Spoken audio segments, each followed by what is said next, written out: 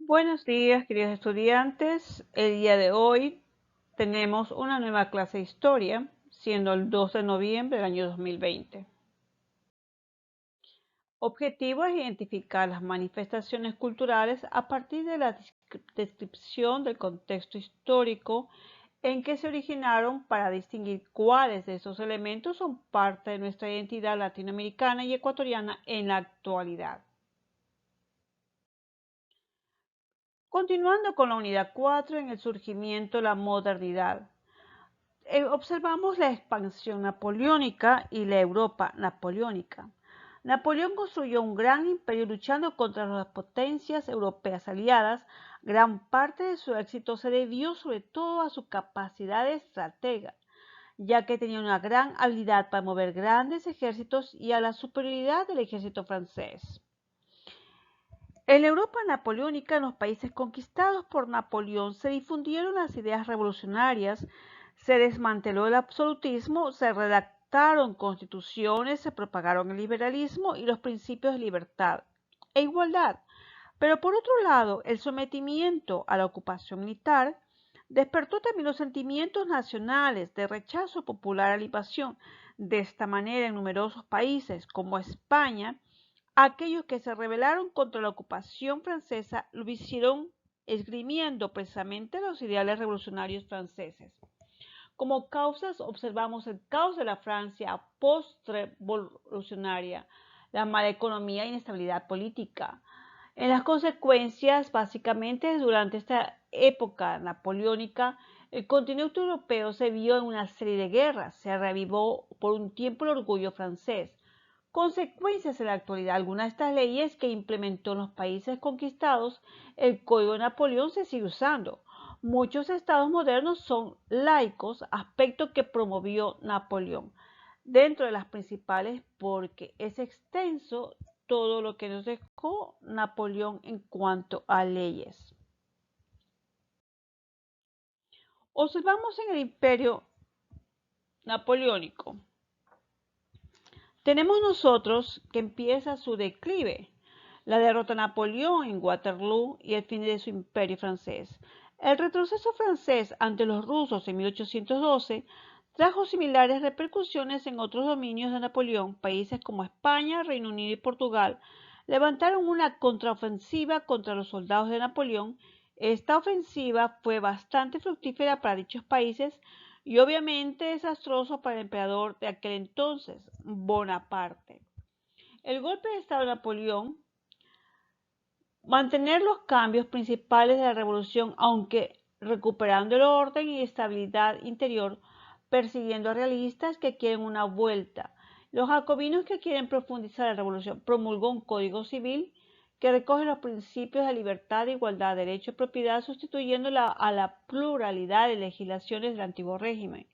Las conquistas territoriales francesas, Napoleón se hace proclamar emperador en el año de 1804. Luego de esto, podemos observar que entramos a la restauración. ¿Qué es esto? La reorganización de los estados europeos de acuerdo a principios del tradicionalismo.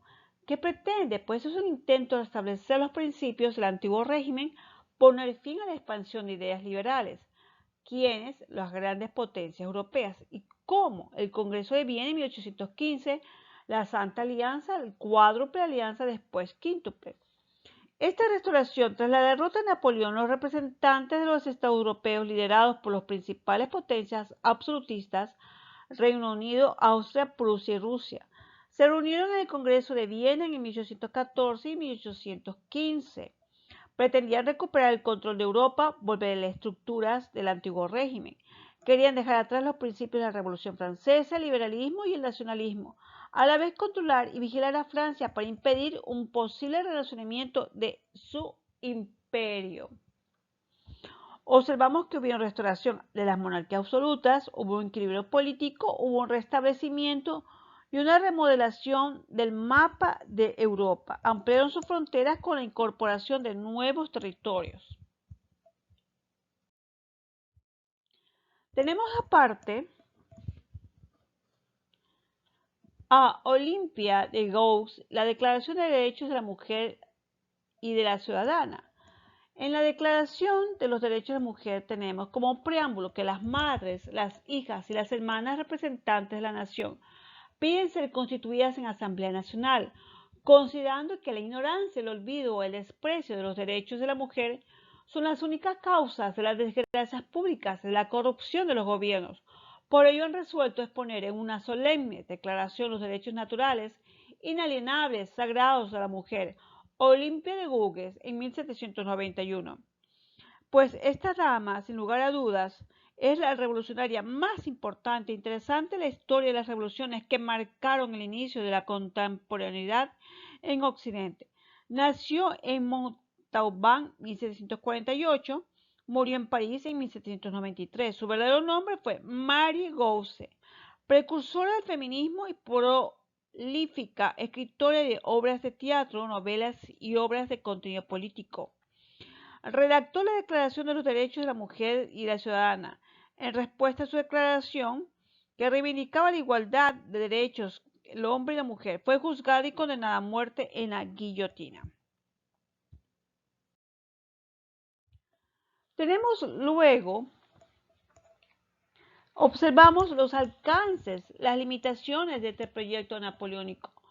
Pues empezamos que Napoleón gobernó de forma autoritaria, pero con el objetivo de consolidar las principales conquistas de la revolución, como la abolición del feudalismo, la igualdad entre los ciudadanos, la libertad individual. Aquí destacamos que hubieron grandes cambios demográficos, geográficos, políticos, económicos, sociales, ideológicos, religiosos, artísticos. Se consiguió pacificar la sociedad francesa y poner fin a las luchas internas, reprimiendo severamente a sus oponentes, tanto a los absolutistas como a los revolucionarios más radicales. Se firmó un concordato con el papado en 1801, gracias al cual se pacificaron las relaciones con la Iglesia. Se puso fin a los enfrentamientos religiosos. Se establece el primer Código Civil contemporáneo, en donde se recogieron todas las directrices básicas del derecho moderno europeo. Para modernizar el Estado francés se emprendió una serie de reformas. Reorganizó la administración para hacerla más eficaz. Reformó la hacienda pública, creó el Banco de Francia, creó un sistema educativo estatal centralizado que incluía todos los estudios, desde la escuela primaria hasta la universidad. Grandiosas cosas se hicieron en esta época. En esta modernidad de profundos cambios económicos, culturales, sociodemográficos, políticos, como la democratización, la consolidación de los Estados-nación, la elección de autoridades por voto, aumento de la participación ciudadana, incorporación de nuevos grupos sociales.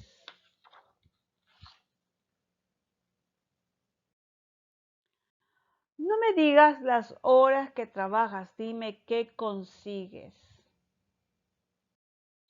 Les dejo el anexo en el video, la Declaración de los Derechos de la Mujer y Ciudadanía 1791. Lean el libro de historia, preocúpense por cumplir con sus actividades, deberes, lecciones. Recuerden que este segundo quimestre es muy corto. Tengan todos ustedes un bendecido día.